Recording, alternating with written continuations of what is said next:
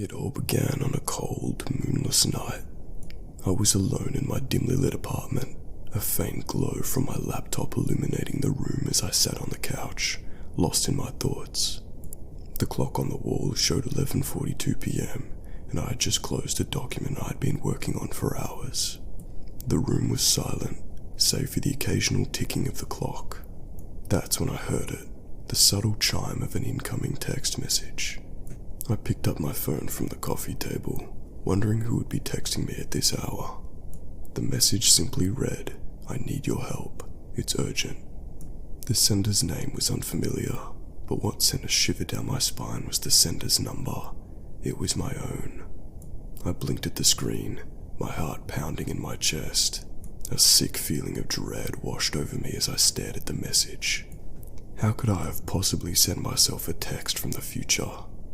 I frantically checked my phone to make sure I wasn't hallucinating or that someone was playing a cruel prank on me, but the message was real and the number was mine.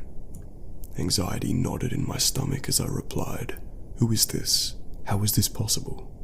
Seconds felt like hours as I awaited a response. Then, the phone buzzed in my trembling hand. "I can't explain now. Meet me at our old spot. You have to come. Hurry." Our old spot. It was a place I hadn't visited in years, a secluded spot in the woods near my childhood home. The memories of that place were faded, but I knew I had to go. I felt compelled, as if my very existence depended on it. With trembling hands, I dressed in haste, grabbed my car keys, and left my apartment. The city lights faded behind me as I drove toward the ominous woods, my thoughts racing as I tried to comprehend the impossible. The text from my future self had set in motion a chain of events that I couldn't escape, and I was being drawn deeper into a nightmare I couldn't comprehend. The drive to our old spot felt endless, the trees along the winding road casting eerie, shifting shadows in the dim moonlight.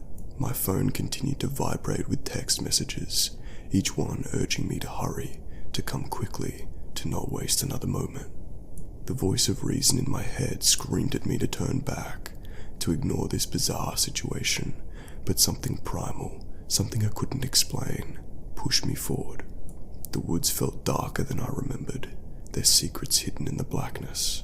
As I parked my car near the trailhead, the only sound was the distant whisper of leaves in the wind.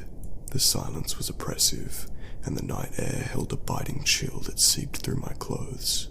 The texts guided me deeper into the woods, following a path I hadn't walked in years. A flashlight in hand, I ventured into the heart of the forest, my steps echoing like a death knell in the eerie silence. The text messages continued, giving me turn-by-turn directions, as if my future self was watching me every step of the way. Finally, I reached a clearing where an old, gnarled tree stood, its twisted branches clawing at the night sky. It was a place I had forgotten, a place filled with distant childhood memories. But the familiarity was shattered by the realization that I was not alone. A figure, cloaked in darkness, was waiting there, and I knew instinctively that it was me, my future self. The figure slowly stepped into the dim circle of my flashlight, revealing the face of a man who looked just like me, but his eyes held a haunting despair, as if he had seen the horrors of the world and carried them with him. "You came," he whispered, his voice quivering. Terror gripped me, and I took a step back. "Who are you? What's going on? How can you be me?" The future version of myself raised a trembling hand, showing me his phone. It displayed a series of photos, each one more disturbing than the last.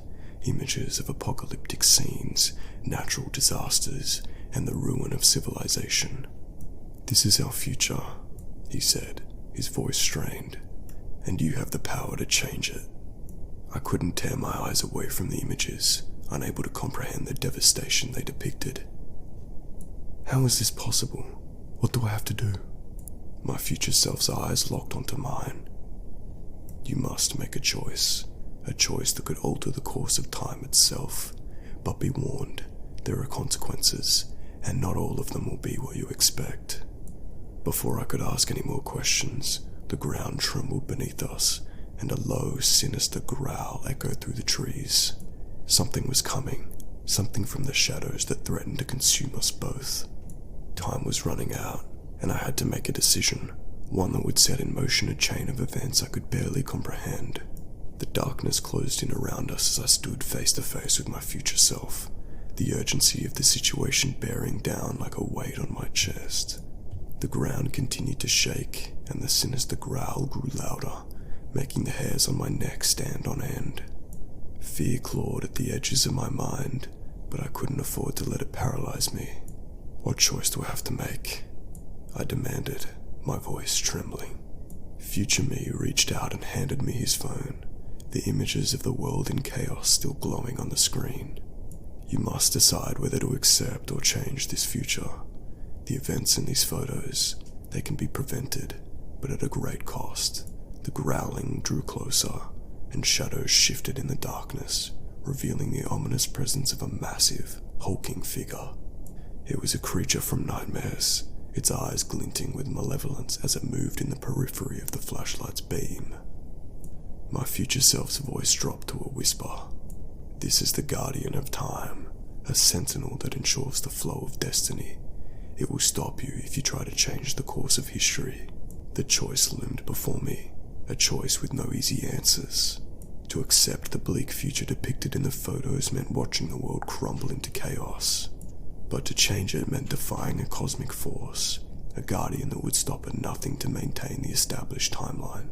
As the guardian of time closed in, I had to decide.